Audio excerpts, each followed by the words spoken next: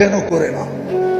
হায় দুনিয়ার মুসলিম স্কলাররা যদি ষোলো দুনিয়ার মুসলমানদের জন্য একটা দিন তওবার দিন হিসাবে নির্বাচিত করত আর ঘোষণা দিত যে চলো অমুক দিন আমরা সারা দুনিয়ার 200 কোটি মুসলমান নর নারী আল্লাহর কাছে তওবা করব।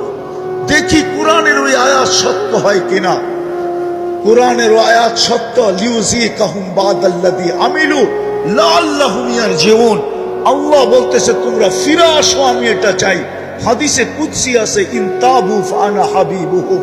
তোমরা ইউটার্ন নিতে দেরি, তওবা করতে দেরি, আমি তোমাদেরকে বন্ধু বানায়া দিতে দেরি করব না। তারপরে আমার ঘোষণা আসবে, মান আদালি ওয়ালিয়ান আযানতুহু লিল হারব।